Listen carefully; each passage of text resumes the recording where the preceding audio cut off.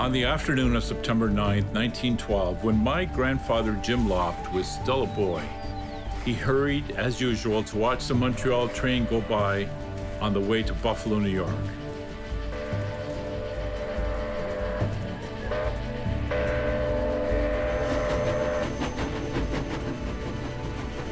The sight of a man with silver hair, wearing a long robe, and waving to him from the train so overwhelmed Jim that he actually fell off the fence.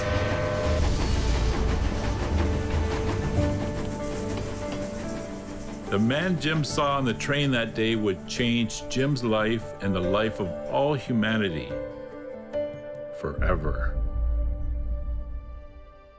Your great-great-grandfather Jim would never meet Abdu'l-Baha in person, but Abdu'l-Baha's life is an example for everyone. And his story begins far to the east in Persia.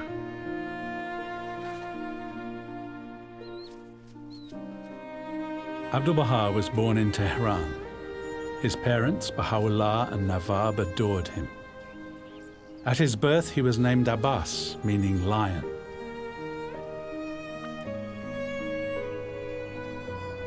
On the very night that Abdu'l-Baha was born, a youthful merchant in the city of Shiraz announced that the time had come for a spiritual reawakening in the world. The dawning of the age of peace and justice prophesied in all the world's religions. He took the name the Bab, meaning the gate in Arabic. The Bab's revolutionary call was embraced by Baha'u'llah, Nawab, and hundreds of thousands of others who were inspired by this new concept of religion as a means to establish the oneness of God, the oneness of humanity, and the oneness of religion. The Bab claimed to be preparing the way for a new messenger, one greater than himself. Many in the government and in the clergy feared losing their power over the people. They rose up intent on extinguishing the light of the new faith, and in 1850 executed the Bab. This persecution eventually saw thousands of his followers killed for their faith. Despite Baha'u'llah's noble lineage, he was thrown into the Black Pit, a foul dungeon in Tehran. Abdu'l-Baha and his family lost everything. At every moment, they worried about the fate of Baha'u'llah. During this time, Abdu'l-Baha's mother, Nawab, resorted to offering a handful of flour to the children when no other food could be found. Suffering under a chain so heavy that it would mark his body for the rest of his life, Baha'u'llah experienced a revelation from God.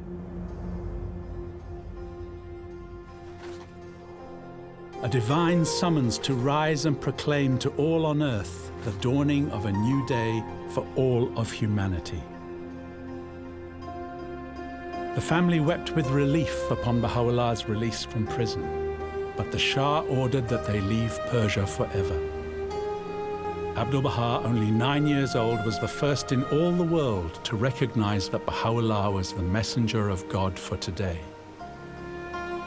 He would become the shield of Baha'u'llah, assuming the title Abdu'l-Baha, meaning the servant of Baha, the servant of glory.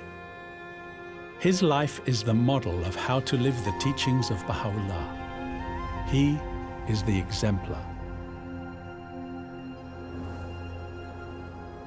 Abdu'l-Baha spent the remainder of his childhood in exile with Baha'u'llah, beginning with their banishment to Baghdad in the midst of winter. His younger sister Bahia would always remember that cold and the bravery of her older brother.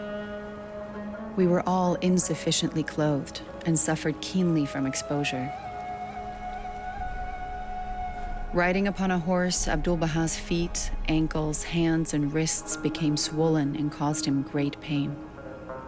Despite his pain, Abdul-Baha did all he could to ease the suffering of others, especially his father. During their 10-year exile in Baghdad, Baha'u'llah withdrew to the mountains of Kurdistan to prepare himself for the mission with which God had entrusted him. Young Abdul-Baha prayed day and night for a reunion. 2 years passed before Baha'u'llah's return. Abdul-Baha's sister remembered. My father walked into the house. The meeting between my brother and his father was the most touching sight I have ever seen. Abdul-Baha threw himself on the floor before him, and Baha'u'llah wept over his boy. Abdul-Baha would later recall that the taste of the dry bread and dates of those days had been sweeter than all the other food in the world. The days when from Baha'u'llah's pen had streamed such a torrent of exalted writings night after night until dawn. Threatened by Baha'u'llah's growing influence, the authorities again exiled the family, first to Istanbul, then to Edirne, where the first photograph of Abdul-Baha was taken. Baha'u'llah began to allude to the profound spiritual destiny and unique station of his son.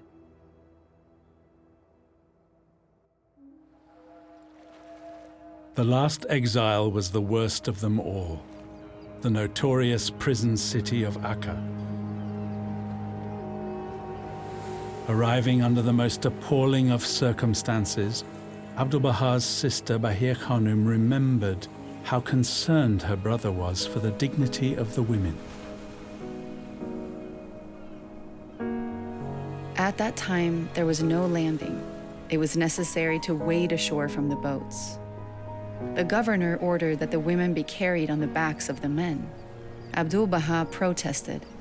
He procured a chair, and with the help of another, he carried the women ashore. In the early days of their confinement in the citadel, several friends died. Everyone else became sick. Abdul-Baha washed the patients, fed them, nursed them. He took no rest.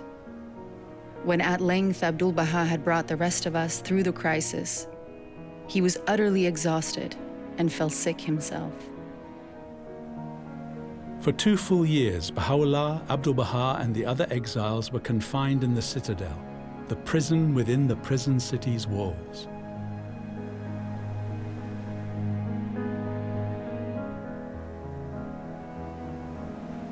Despite all this, they were in a state of inner joy, so much so that Abdul-Baha would call on each of the prisoners to relate one funny thing that had happened to them during the day. They would laugh so hard that the tears would stream down their cheeks.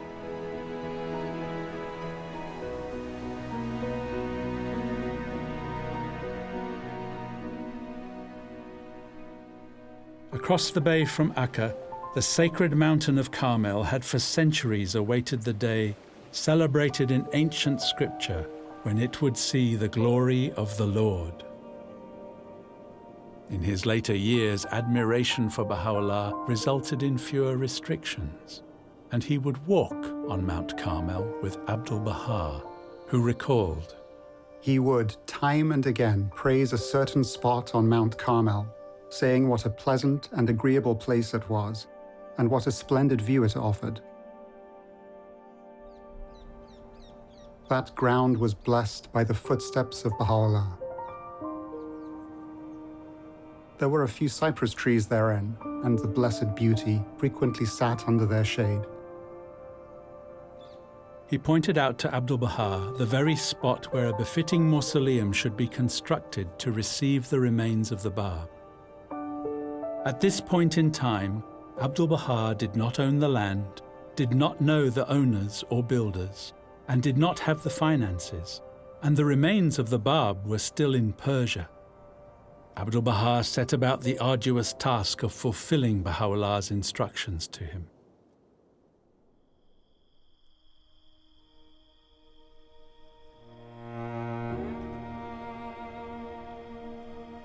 Only a year later, in the early hours of the 29th of May, 1892, Baha'u'llah drew his last breath.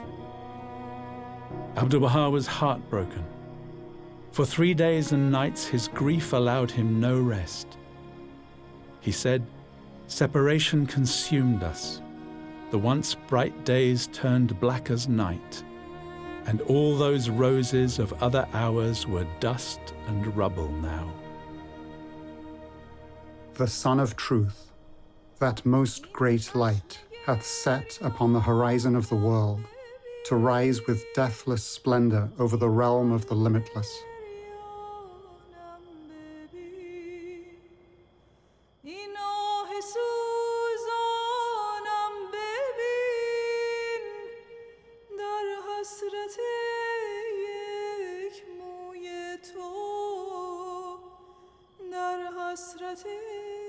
Abdu'l-Baha sent a courier to Akka to convey the news of Baha'u'llah's passing.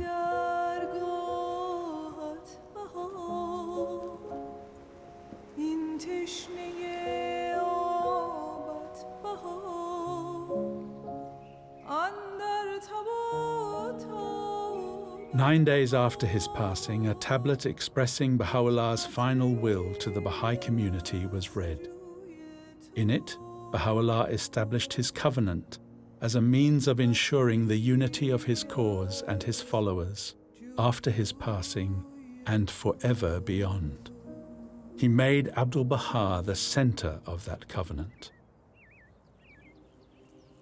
The setting of the sun of Baha'u'llah was not followed by the dark of night, but by the reflection of its glory in the moon of the covenant, lighting the path ahead towards the attainment of Baha'u'llah's ultimate purpose, the unification of humanity. Baha'u'llah likened Abdu'l-Baha to the branch sprung forth from the tree of holiness, a branch that God had elevated so high that his benevolent shadow would encompass all of humankind. We have made thee a shelter for all mankind, a shield unto all who are in heaven and on earth. God grant that through thee he may protect them, may enrich and sustain them, that he may inspire thee.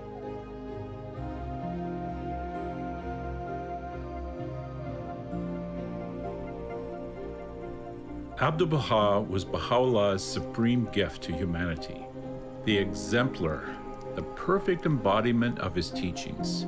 Abdu'l-Baha said that his station was the station of servitude. His humble life of service is an inspiration for all who aspire to a fuller spiritual life. There are so many stories of individuals and communities inspired by Abdu'l-Baha's example of how to be of service, how to overcome obstacles, and contribute to the oneness of humanity.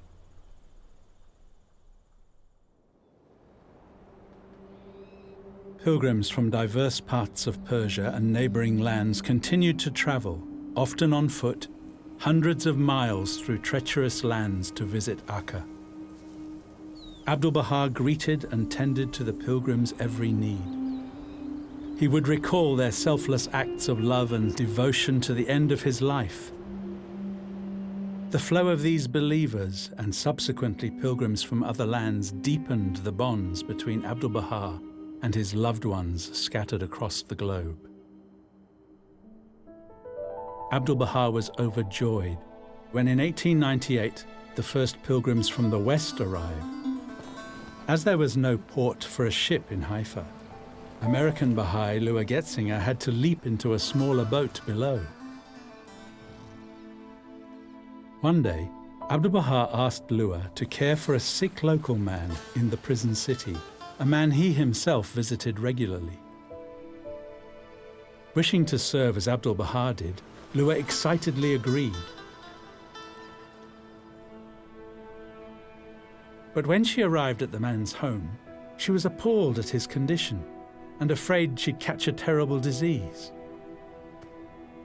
Lua rushed back to Abdu'l-Baha, who firmly told her that if we wish to serve God, we must serve our fellow man. Because in every person we should see the image and likeness of God. And he told her that if the house was dirty, she should clean it. If he was hungry, she should feed him.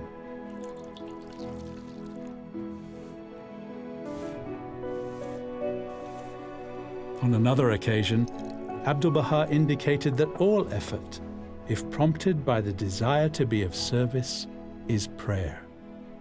Lua served the sick man as Abdu'l-Baha had done himself so many times before. Another pilgrim, Thomas Breakwell, first heard of the Baha'i faith while in Paris in 1901, under beautifully mystical circumstances. Almost immediately, Thomas set off to meet Abdu'l-Baha, making him the first Englishman to make the journey as a pilgrim. Pouring his heart out to Abdu'l-Baha, Thomas expressed regret that his work benefited from child labor. Abdu'l-Baha looked at Thomas gravely and silently, then said, "Cable your resignation." Thomas resigned immediately. Abdu'l-Baha described this youth as a lamp amid the angels of high heaven. Thomas died of tuberculosis only a year later. Without having received any written word, Abdu'l-Baha knew of Thomas's passing, and with streaming tears revealed a tablet. O Breakwell, O my dear one, at all times do I call thee to mind. I shall never forget thee. With love and appreciation for Abdu'l-Baha growing throughout the region, and although he was still a prisoner, Abdu'l-Baha was permitted to travel to nearby Adisiyah, where Baha'u'llah had instructed him to buy land. Although fertile, the land in Adisiyah was wild and uncultivated. Abdu'l-Baha helped the farmers diversify their crops, and their farms prospered. He encouraged the farmers to look at their situation in a new way. When they were threatened by bandits, he urged the farmers to befriend them. Economics must commence with the farmer, Abdu'l-Baha stated, for the farmer is the first active agent in human society. He instructed the farmers to profit share, building a community based on trust and generosity. These farmers became known and respected for their kindness, diligence, and ingenuity. The hard work of a few people striving to make sound moral decisions based on the teachings of Baha'u'llah transformed the region. Years later, the grain grown in Adisiyah would save thousands of lives. From early morning until late at night, Abdu'l-Baha offered profound guidance on a wide range of subjects concerning the spiritual and material advancement of civilization. He encouraged fledgling communities and lovingly guided people in hundreds of localities in the East and in the West.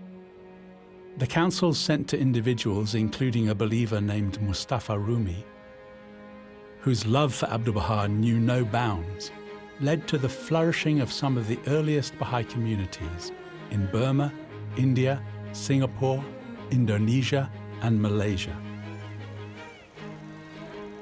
In one Burmese village called Dedanau, Mustafa Rumi's simple act of kindness towards a stranger attracted 800 people to the Baha'i faith. Soon, a new pattern of community life emerged. When the community built its first school in Dedanau, they called it the School of Abdu'l-Baha. And thereafter, Abdu'l-Baha lovingly referred to Dedanau as my village. an increasing number of pilgrims from the East visited Abdu'l-Baha in the Holy Land, returning home filled with inspiration and insight about how to best serve their communities. Abdu'l-Baha likened these pilgrims to living letters that he was sending out to share enlightenment. Together with his writings, his guidance flowed to all parts of Persia and neighboring lands. Although permanently exiled, Abdu'l-Baha's love and concern for his homeland was evident to the very end of his life. Through his constant counsel and encouragement, the Baha'i community in Persia advanced in many areas ranging from agriculture to health to literacy, all for the benefit of everyone in society. As a young man, Abdu'l-Baha had been tasked by Baha'u'llah to write a major treatise addressed anonymously to the rulers and people of Persia, outlining an approach to modernity consistent with the true purpose of religion, based on spiritual principles necessary to reconstruct a just, prosperous, and unified society, principles which the Baha'is in Persia endeavored to apply. Abdu'l-Baha encouraged the Persian Baha'i community to establish its own schools, and the Tarbiyat Boys' School in Tehran was soon founded. This school was also the forerunner of several other Baha'i schools in various parts of Persia, including schools for girls. Abdu'l-Baha guided many friends, prominent amongst whom was Mirza Hassan-e Adib, in the development of these prestigious institutions, which were considered the forefront of educational development for an extended period. Abdu'l-Baha's guidance impacted the education and upliftment of future generations of women throughout Persia and now throughout the world. Stressing the importance of education, he wrote, "The primary, the most urgent requirement is the promotion of education. It is inconceivable that any nation should achieve prosperity and success unless this fundamental concern is carried forward." On another occasion, he said, "Most important of all is the education of girl children, for these girls will one day be mothers, and the mother is the first teacher of the child." Abdu'l-Baha had previously arranged for the remains of the Bab, martyred nearly 50 years earlier, to be brought to the Holy Land, as Baha'u'llah had instructed him. Abdu'l-Baha personally oversaw the construction of the mausoleum in which the remains of the Blessed Bab would ultimately be laid to rest. At one point, he stated, "Every stone of that building, every stone of the road leading to it, I have with infinite tears raised and placed in position. In truth, my heart is filled with such great joy and gladness as cannot be described." The Burmese community lovingly carved the Bab sarcophagus from a single block of marble, naturally embedded with small rubies, and prepared for its transport to the Holy Land.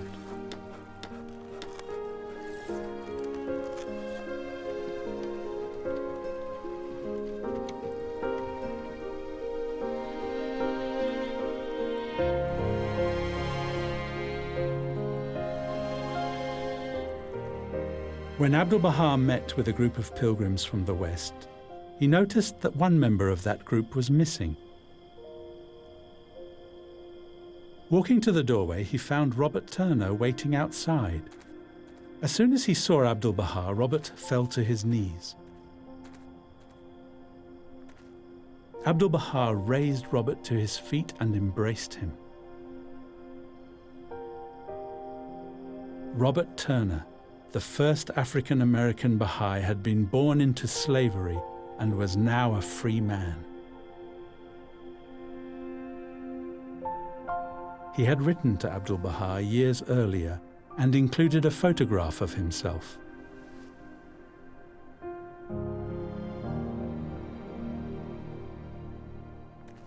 Abdu'l-Baha replied, "O thou who art pure in heart, sanctified in spirit, peerless in character, beauteous in face. Thou art like unto the pupil of the eye, which is dark in color, yet it is the fount of light and the revealer of the contingent world. Abdu'l-Baha's acute awareness of the racial crisis in America caused him great anguish. For oneness is the pivot around which all of Baha'u'llah's teachings revolve. Baha'u'llah outlawed slavery in the clearest terms, saying, "It is not for him who is himself a servant to buy another of God's servants." Abdu'l-Baha told Robert that by remaining firm and steadfast in his faith, he would be the door through whom a whole race would enter the kingdom. Every day, Abdu'l-Baha would greet those in need, distributing coins and clothes with compassion. Little children gathered around him to receive sweets and his infinite words of support and kindness. And in Abdu'l-Baha's household was a special gift, his grandson Shoghi. At just 5 years old, Shoghi Effendi pleaded with his grandfather to write something for him. "Oh, my Shoghi, you said write. I have written. Now is not the time for you to read and write. It is the time for jumping about and chanting, 'Oh my God.' Therefore, memorize the prayers of the Blessed Beauty and chant them that I may hear them." The little boy obediently set himself to memorize a number of Baha'u'llah's prayers and chanted them so loudly that his parents begged him to stop. He said, "Abdu'l-Baha wrote to me to chant that he may hear me. I am doing my best." Abdu'l-Baha would later entrust Shoghi Effendi to carry forward the covenant of Baha'u'llah, ensuring that the divine order for the unification of the human race and the administration of its affairs would be safeguarded. In Persia, Baha'is were still harshly persecuted, and many re-established themselves in Ashgabat in Turkmenistan, from where the faith would spread to numerous cities and towns in Central Asia and Russia. In 1902, guided by Abdu'l-Baha and fulfilling the wish of Baha'u'llah, the Baha'is in Ashgabat established the first Baha'i house of worship in the world. Abdu'l-Baha encouraged every stage of this temple's development, personally supervised by the Vakilud Dawle Afnan, a cousin of the Bab. The community established dependencies around the temple, including a school, hospital, and university.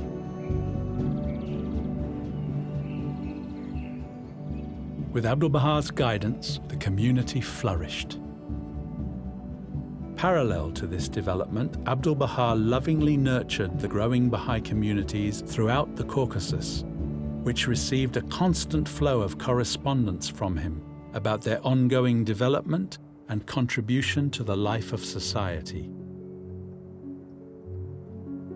Inspired by the house of worship in Ashgabat, the Baha'is of North America wrote for permission to build a temple in the West. Abdu'l-Baha asked Corinne True, a busy mother who had come to visit him, to take charge. When 3 prominent men from Chicago arrived a few days later, Abdu'l-Baha told them to work with Corinne, saying, "I have given her complete instructions." Abdu'l-Baha had entrusted a woman with the community's defining enterprise. Corinne instigated the Baha'i Temple Unity, which Abdu'l-Baha insisted must include women. The formation of this committee eventually led to the establishment of the first National Spiritual Assembly of the United States and Canada. With Abdu'l-Baha's guidance, Corinne undertook the task of building the Mother Temple of the West. Stressing the importance of the equality of women and men, Abdu'l-Baha wrote, "Women will become the peers of men, and until this equality is established, true progress and attainment for the human race will not be facilitated." Abdu'l-Baha had entered the prison city of Akka a young man of 24. He had survived horrendous hardships, the lies and rumor-mongering of his detractors, and threats to his life. In 1908, all political and religious prisoners throughout the Ottoman Empire were released. Now, after 50 years as an exile and prisoner, Abdul-Baha was free, with the shrine for the Bab now standing on the very spot designated years before. Abdul-Baha fulfilled that sacred task of interring the remains of the Bab on Mount Carmel, a major accomplishment of Abdul-Baha's ministry carried out at the instruction of Baha'u'llah. The marble sarcophagus was transported with great labor to the vault, and in the evening, by the light of a single lamp, he laid within it, with his own hands, the wooden casket containing the sacred remains of the Bab. Shoghi Effendi, just 13 at the time, later in his life described that scene, saying, Abdul-Baha cast aside his turban, removed his shoes and his cloak, bent low over the still open sarcophagus, his silver hair waving about his head, and his face transfigured and luminous, rested his forehead on the border of the wooden casket, and sobbing aloud wept with such a weeping that all those who were present wept with him.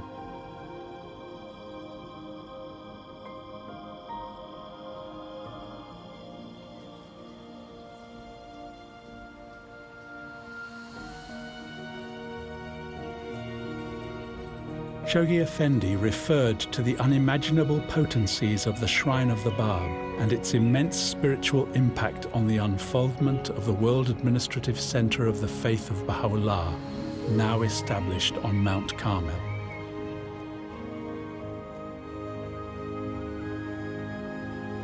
By Abdul-Baha's side, these many long years had been his wife, Munira Khanum. Baha'u'llah himself had blessed their union nearly 40 years earlier, when Abdul-Baha was still a young man in Akka. It is impossible to put into words the delight of being with Abdul-Baha, with his unfailing love, his kindness, his cheerfulness, his sense of humor, his untiring consideration for everybody. He was marvelous, without equal surely on all the earth. For 50 years, my beloved and I were together. Never were we separated, save during his visits to Egypt, Europe, and America. Advanced in age, yet still remarkably vigorous, Abdul-Baha quietly and without ceremony boarded a ship, undertaking a 3-year journey to announce to the world that the long-promised age for the unification of humanity had come. In his absence, Abdul-Baha entrusted his beloved sister, Bahir Khanum, to hold the reins of the Baha'i faith, a role unprecedented for women in religious history.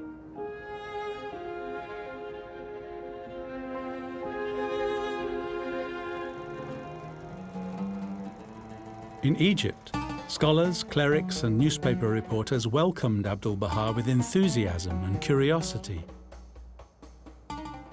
Sheikh Ali Yusuf, the editor of the Arabic paper Al-Muwayyid, who was once harshly opposed to the Baha'is, visited Abdul-Baha, then described his encounter. He is deeply versed in theology, master of the history of Islam, dedicated to the belief in the oneness of mankind. His teaching and guidance revolve around the axes of relinquishing prejudices, religious, racial, patriotic. A young boy named Ali Yazdi remembered his first meeting with Abdul-Baha in Egypt. He was as straight as an arrow. He looked at everyone, smiled, and welcomed all with Khosh Amadid, Khosh Amadid. Welcome, welcome. When Abdul-Baha spoke to me, I would look into his eyes, blue, smiling, and full of love. In his life, in his deeds, in his written and spoken words, Abdul-Baha challenged the fundamental assumptions of society, constantly guiding humanity towards unity, so that ignorance, poverty, and violence would be banished from the earth. Abdu'l-Baha travelled to Europe, where in London's City Temple he spoke to an overflowing congregation, his first address before an audience of more than just a fortunate few, saying, "This is a new cycle of human power. All the horizons of the world are luminous. You are loosed from ancient superstitions which have kept men ignorant, destroying the foundation of true humanity. The gift of God to this enlightened age is the knowledge of the oneness of mankind." In Europe, Abdu'l-Baha would eventually visit Switzerland, Scotland, Germany, Hungary, and France, where he spoke to thousands about the search for truth, saying, "All consider themselves respectively the only guardians of the truth, and that every other religion is composed of errors. The fact that we imagine ourselves to be right and everybody else wrong is the greatest of all obstacles in the path towards unity. And unity is necessary if we would reach truth, for truth is one."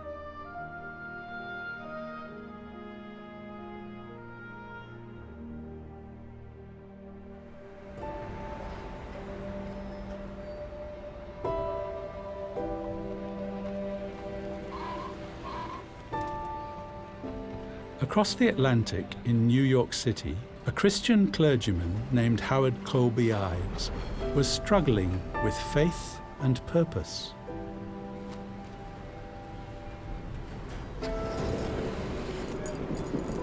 That fall and winter is a period marked in my memory as months of great unhappiness.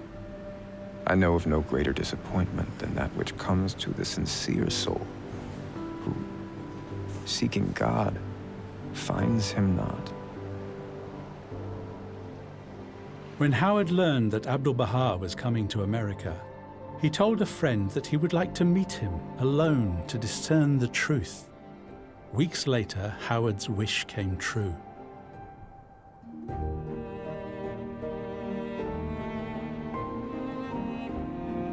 We sat alone, knee to knee, eye to eye.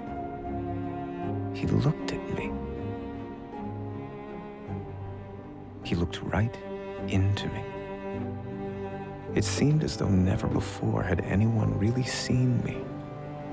He put his two thumbs to my eyes while he wiped the tears from my face, admonishing me not to cry. That one must always be happy. And he laughed, such a ringing, boyish laugh. We both sat perfectly silent for what seemed a long while, and gradually a great peace came to me. Then he swept me into his arms. Such a hug, my very ribs cracked. He kissed me on both cheeks, laid his arm across my shoulders, and led me to the door. That is all. But life has never been quite the same since.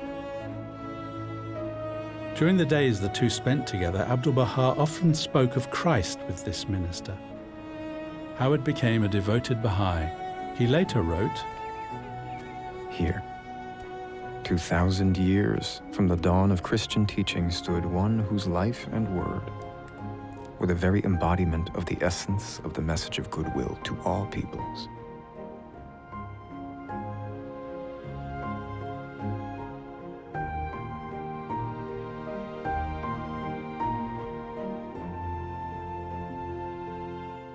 In his writings and during his travels, Abdu'l-Baha tirelessly proclaimed essential spiritual truths to leaders of thought.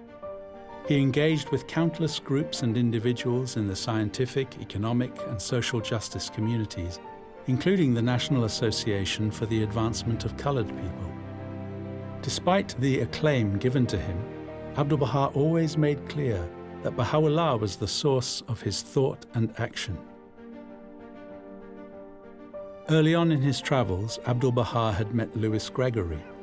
an African-American lawyer who had recently recognized Baha'u'llah. Abdu'l-Baha left a profound impression on him. To one who realizes even faintly who this servant of God is and what powers he represents, such a meeting is high above all the honors of earth. Abdu'l-Baha introduced Lewis to another new Baha'i, an independent young British woman named Louisa Matthew. This introduction turned out to be providential. At Lewis's invitation, Abdu'l-Baha spoke before 1,600 students, faculty, and guests gathered at Howard University in Washington, D.C. The overflowing crowd that afternoon was the first of many predominantly black audiences Abdu'l-Baha would address in America.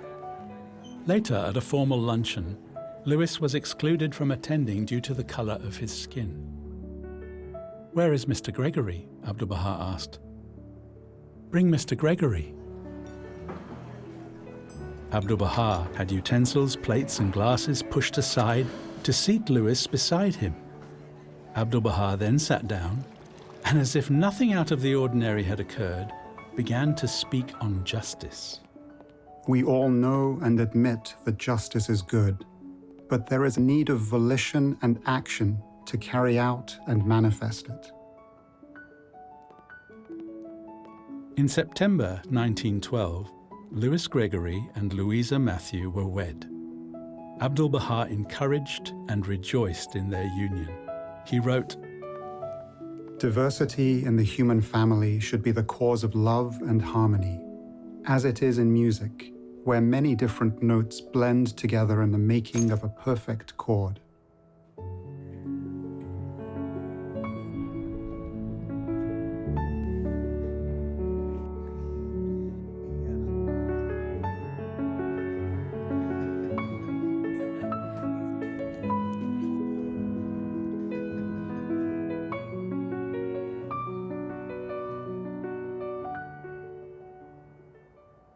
When Abdu'l-Baha arrived in Chicago to dedicate the temple site, he found Corinne True heartbroken. Only the night before, her son Davis had died, one of 5 children that Corinne and her husband had lost. Before the dedication, on a bridge nearby, Abdu'l-Baha consoled her. He understood her grief. He too had lost 5 children.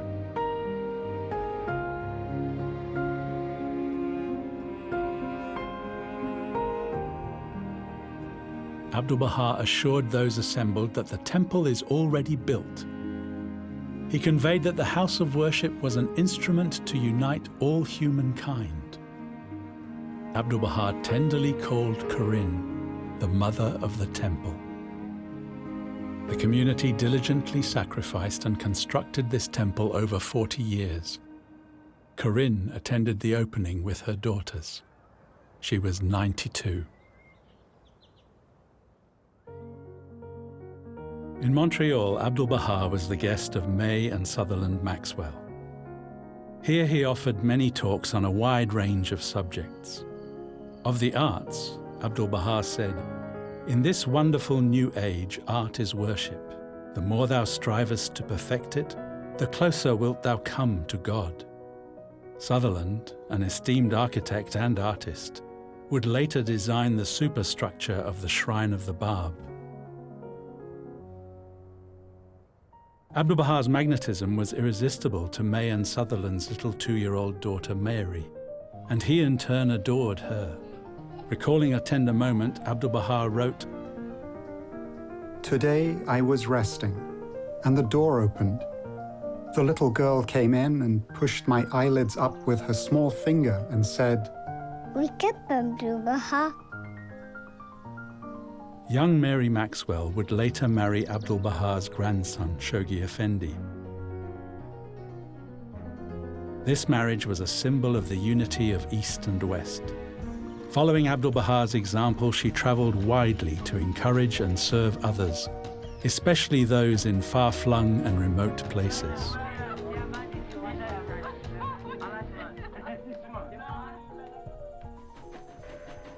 As Abdu'l-Baha's train left Montreal, he saw little Jim Loft perched on his fence. Even as a child, Jim believed in equality and felt a strong pull to spirituality, but he didn't know where to look. Jim suffered years of prejudice, hardship, and loss. And then he saw Abdu'l-Baha again, this time in a photograph. His world was transformed, his eyes were opened. He and his wife Melba became the first Indigenous Baha'is in Canada.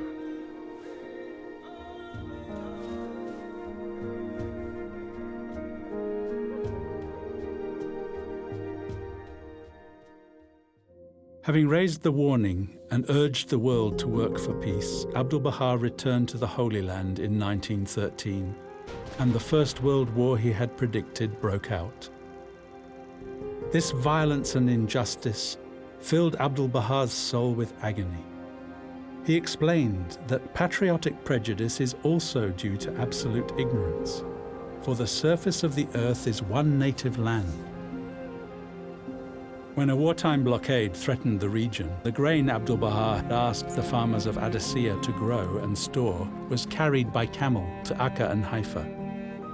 Abdu'l-Baha's actions and foresight saved countless local people from all backgrounds from starvation. When asked, Abdu'l-Baha told reporters that peace was his purpose and his message. Writing to the Central Organization for a Durable Peace at The Hague, Abdu'l-Baha emphasized that peace would require a profound transformation in human consciousness and a commitment to spiritual truths, demonstrating that any barrier to peace can be obliterated through Baha'u'llah's teachings. Referring to a root cause of prejudice and division, Abdu'l-Baha explained, "If religion does not agree with science, it is superstition and ignorance. For God has endowed man with reason in order that he may perceive reality." During the war, Abdu'l-Baha had suffered from ill health and exhaustion and was virtually severed from all communication with the growing community. During this time, he penned a series of 14 messages to North America, the tablets of the divine plan. Although sent by simple postcards due to the requirement of wartime, these tablets called for the spiritual regeneration of the world. Abdu'l-Baha asked the young Baha'i community to arise and take action, saying, "Oh, that I could travel to these regions, and raising the call in cities, villages, mountains, deserts, and oceans, promote the divine teachings. This, alas, I cannot do. How intensely I deplore it. Please God, ye may achieve it." Abdu'l-Baha had met Martha Root, a colorful young journalist, during his journeys in 1912, when she had shared with him that she was ill with cancer. Laying her head on his shoulder, he encouraged her.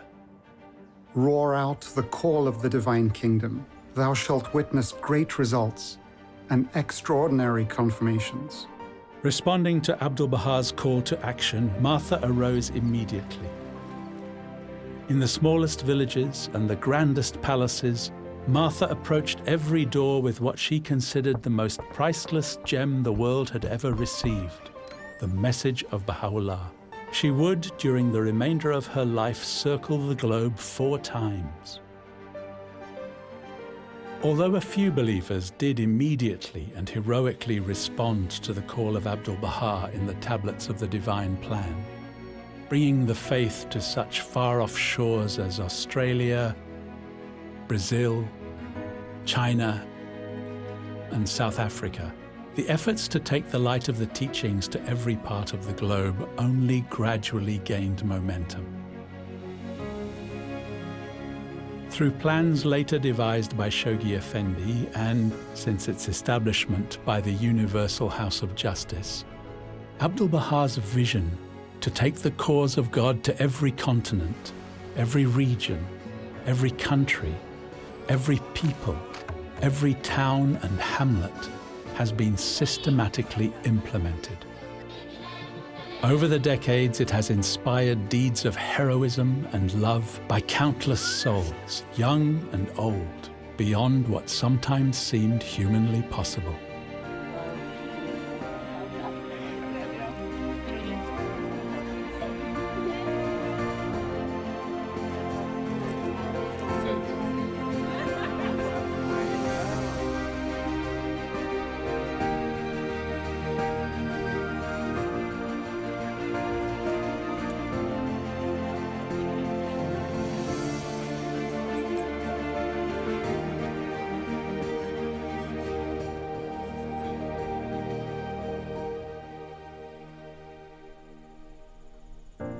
Abdu'l-Baha wrote, Baha'u'llah has drawn the circle of unity.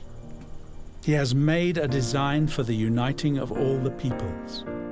He says now the new age is here and creation is reborn. Humanity hath taken on new life. All things are now made new. And all this newness hath its source in the fresh outpourings of wondrous grace and favor from the Lord of the kingdom, which have renewed the world. The people, therefore, must be set completely free from their old patterns of thought, that all their attention may be focused upon these new principles, for these are the light of this time and the very spirit of this age. They are us, and we are them. Abdu'l-Baha nurtured capacities in each and all to realize our oneness. These are the fruits of his example.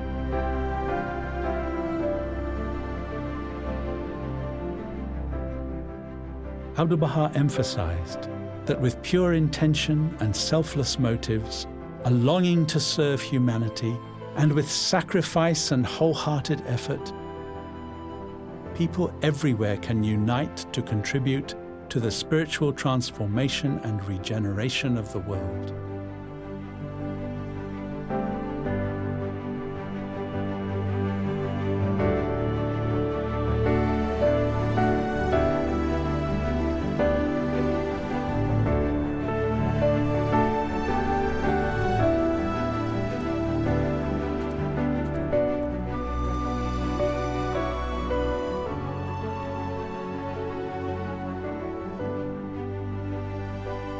"100 years after his passing, Abdu'l-Baha reassures humanity, saying, Remember, whether or not I be on earth, my presence will be with you always.